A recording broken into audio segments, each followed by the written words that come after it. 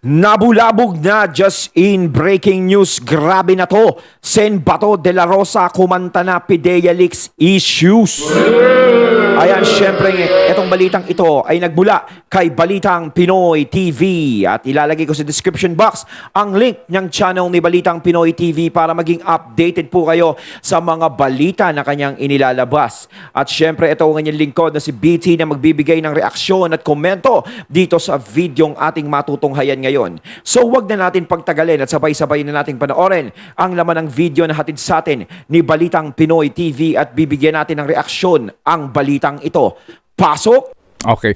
Meron ho bang nagtangka sa inyo, senador man o hindi, na kumbinsihin kayong itigil na itong ginagawa niyo pagdinig? Senator, hindi niyo ba tinangkang kausapin siya? After all, magkaibigan naman po kayo at siya po ay, ano ho ninyo, upper classman. In due time, Ted. In due time siguro. Kakausapin ko siya. Narito ang Balitang Sino yun? Pinoy TV.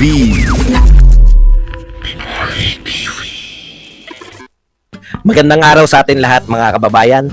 Dito na naman tayo sa another episode ng ating vlogs. Pag-uusapan natin ngayon, ito po no. Nasa ating po linya si Senate Committee Chairman on Dangerous Drugs, Chairman Senador Bato de la Rosa. Sir, yun hong naging palitan ho ng mga salita ni Senator Jinggoy at saka ng inyong resource person. May mga ilang pong hindi kagandahan ang mga reaksyon sa nangyaring yon. Kayo po bilang chairman, hindi ho ba ang sabi ho ng iba, hindi ba na ho kayo nagkulang para po sa pangangasiwa ng maayos po na diskusyon at palitan ng salita ng mga senador at resource person? I was able to maintain order in my hearing, Ted. Napansin mo, nung hinampas ko yung maso doon sa table, tumahimik na silang dalawa. So, when I said order, tumahimik silang dalawa. At least, namintin ko yung ganitong hearing kasi, Ted, na marireduce na sa personalan, you really expect anything to happen. Siguro kung nagsuntukan yun, nag-wrestlingan na yun doon sa aking hearing at hindi ko na-control, I am failure ako sa pag-maintain ng order. Pero nung hinampas ko yung maso at sila naghuminto at nakinig sa akin, well, I think wala man siguro problema doon na... Kala ko saan hinampas ni Senator Bato yung maso. Ayun yung tumigil, ha? Buti nga si Senator Jinggoy, no? Medyo kumalma-kalma ng konti, no? Kasi nga yung talagang pasok sa banga yung banat sa kanya ni Morales nun, eh. Yung hindi katulad ng kagalang-galang natin. Butihin nating senador, ganito. Yung kaso, inopen, eh, no? Basag si Jinggoy dun. Buti hindi siya naging action star doon, no? Hindi niya inaparkat si Morales. Sakit ng ulo ni Senator Bato noon na nagkataon. Kasi breeding pa din na pagiging senador. Di ba? Masasabi natin on my part as chairman, no? Ang mas mahirap dyan, kung lahat sila ay binubusalan ko yung bibig nila, pati yung kapwa ko senador, ililimit ko na lang sa pagiging audience ko. At ako lang, chairman, magsasalita. Makinig lang kayo. Gawin ko kayong audience. Pati yung mga resource person, binubusalan ko, ayaw ko magsalita. That would be bad as a chairman.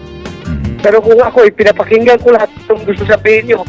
Minsan nga, nakikriticize na tayo na hindi na germane yan to issue at hand. But still, in the interest of transparency and fairness, since andito kayo, magsalita kayo, pakinggan ko kayo. Yun po ang aking... pulisya ng aking committee as chairman. Basta you just maintain order at mag-behave lang kayo sa aking committee. Yan lang po. Okay. Meron ho bang nagtangka sa inyo, senador man o hindi, na kumbinsihin kayong itigil na itong ginagawa niyo pagdinig?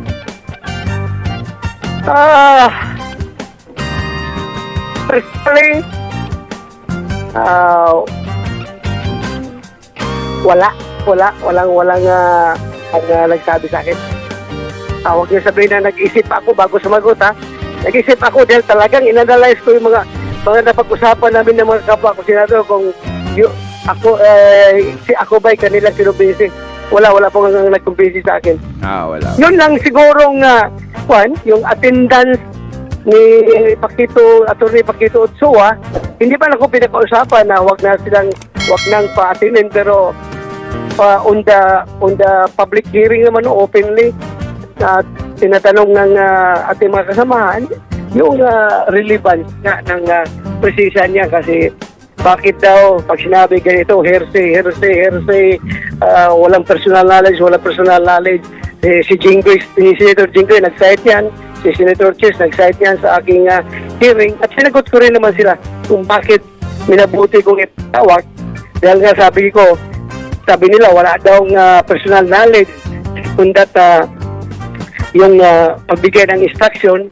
Sabi ko, i-define natin yung personal knowledge. Yung personal knowledge ba ay talagang yung pag sinabi yung personal knowledge on the act, yung ginawa instruction na pagbigay ng instruction to Gadapan na huwag na ituloy yung operation, wala siyang personal knowledge talaga doon, dahil wala man siya doon sa nangyari pagbigay instruction. Pero mayroon siyang personal knowledge as far as the information is concerned na si Jojo Ochoa ay nagbigay ng instruction kay Gadapan as an information na nirelay sa kanya by Gadapan. So yung masyadong debatable yung personal knowledge na yan. So yung personal knowledge na yun about that information na from Gadapan. So yun lang sa akin. Kasi kung masyado tayo magiging technical about it, ay parang mapusasan yung ating Senate hearing. Hindi natin makuha yung katotohanan. Okay. Napakahaba pa niyang Senate hearing na yan. Hindi basta-basta matatapos yan. Pwera na lang kung talagang papahintuin yan. Doon yan eh. 'Di ba? Kung may masasagad dyan. Pero kung talagang ipagpapatuloy ang hearing na yan, is maaari pang tumagal o umabot ng 2028 yan. 'Di ba? Kasi mabibigat yung mga taong nasasangkot dyan. Hindi lang basta-basta sila mabigat, kundi napakabigat talaga. Marami ka pang patutunayan dyan, marami pang dapat na ilabas na ebidensya dyan para talagang mapatunayan mo na tama talaga yung source na kinakausap nila dyan sa Senado. Marami ding mga lalabas dyan, marami pang mga pangalan na may posibilidad na madamay dyan o madawit. Yun lang yan eh, parang teleserye yan, parang parang probinsyano, baka umabot na 10 taon yan. Lalong-lalo na syempre, di ba, administration yan eh, isinasangkot dyan eh, di ba? Ang hirap nung lagay na yun. Takin mo, administration ngayon, tapos yung administration ng ini-involve dyan, takin mo, di ba? Tapos may hearing na ganyan. Sir, sino ho yung upperclassman ninyo na inyo pong tinutukoy dito na kaninyo ipinagtanggol pa ho ninyo? Opo, at nakatapos po ng matiwasay sa 6 years na term sa Duterte administration. Sino ho ito? Ito ba'y cabinet secretary? Basta nasa gobyerno pa rin siya hanggang ngayon, Ted, at very sensitive yung kanyang position. Sige lang. Ayaw din sabihin ni Senator Bato, si Senator Bato talaga. Sabihin mo, sige ako magbibigay ng proteksyon dyan. I will tell you kung sino yung tao na yan. Opo. Ito hong taong ito nasa National Security Council? Basta nasa Hinuhuli talaga ni Kuya Ted, no? nasa gobyerno pa rin siya. Sige lang, Ted, huwag mo muna akong interrogate about that at baka mapilitan ko sabihin. Kasi parang iniikot ni Sir Ted eh. Iniikot niya eh. Baka mamaya biglang madulas nga naman si Senator Bato. Senator Bato na yung umiwas. Ninyo dito, yun ho bang, ito ho kasing inyong tweet na ito o post, no, ay damdamin nyo sama ng loob ito ito ho yung sama ng loob nyo na kinukumbinse ang mga pulis. Active ho ba ito o retired na mag-testify against you?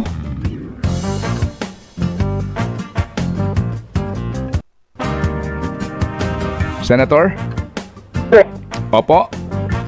Ako, hindi ako mahilig magpo-post-post na kung ano-ano. Ang pinopost ko lang yung nagluluto ako, nagbibisikleta ako. So, yung mga personal ko lang yung pinapost ba?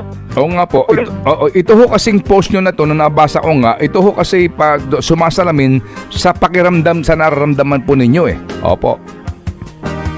Senator, ang sabi ko nga po, ito ho kasing nabasa ko nga na post ninyo ay sumasalamin sa damdamin ninyo. Parang may sama kayo ng loob na kinukumbinse ang mga police active at retired na mag-testify against you. Yun nga, lumabas na yung sama ng loob ko. Talaga nagpapalabas ako ng sama ng loob. Dahil nirespeto. Kumbaga parang ano, no, yung mga dating ano niya, parang pinababaligtad sa kanya tapos siya naman ngayon ang babanatan ngayon. Dahil dyan sa nangyayaring mga investigasyon na yan. Eh, yung sinasabi ko, marami silang makakabangga dyan eh. 'Di ba? Okay lang sana kung hindi administrasyon ang binabanatan dyan. 'Di ba? Talagang kailangan talaga dyan is may paninindigan ka talaga. 'Di ba? Hindi yung aatras ka, hindi katulad dun sa loto, yung sa PCS. Nasa kalagitnaan na, biglang tumiklop. Eto talaga. Diyan natin malalaman kung ganong tatagal talaga itong ano na to. Investigasyon na to. Yung hearing na to. So pag tumagal, ang dami, no? Daming gagastosin dyan. Grabe. Ito ko yung tao, inaangaan ko, tapos gano'n ang gagawin sa akin, tinulungan ko pa ng gusto, tapos gano'n ang gagawin. Sino ba yun, Senator? Ang to think, Ted, ito'y mayroon pang ibang implication dahil nga nakailang bisis na sinabi ni Pangulong Marcos na never siya mag-cooperate at never niya i-allow ang mga government official na mag-cooperate sa investigation ng ICC. ICC. Sabi pa nga ng DOJ, nakakasuhan nila yung mga taong gobyerno na mag-cooperate sa investigation ng ICC. Ay, parang nagigets ko na ako sino yung tinutukoy ni Senator ba? Hindi. Kasi di ba yung tinulungan niya ganito, parang nagigets ko. Kayo mga katunay, nagigets niyo kung sino yon. Pero hindi ko sasabihin kasi baka mamaya mali ako. Mamaya mapanood din si Senator Bato to, sabihin, mali ka, oy. Di ba? Pero parang may may naglalaro sa isip ko. 'Di ba? Kasi nga tungkol sa ICC, yung pinaparang pag gusto nilang payagan ng ganto-ganto. Hindi si PBBM Pero merong talaga namumuo sa isip ko kung sino. May Tapos hint. ngayon, here comes itong mga tauhan nila na iba yung sinasabi ng presidente, iba ang ginagawa ng mga tauhan nila. So, investigation dito. Pero still naniwala ko sa Pangulo. Naniwala ko sa Pangulo. Yun nga lang, iba yung sinasabi ng presidente pero iba yung gustong mangyari ng mga alitap-tap. Yan talaga ang nangyayari. Yung mga alitap-tap kasi ang nagpapalala nito. 'Di ba? Kumbaga, nagsalita na yung presidente. Tapos kailangan pa yung ICC. Meron naman tayong option dito, ganito, bibigyan mo ng option yung Pangulo. Samantalang yung Pangulo, siya na mismo nagsalita. Parang hindi sila nakukontento sa salita ng Pangulo. 'Di ba? Parang pinapakita dito na, mas marunong pa ako sa'yo, kailangan ganun.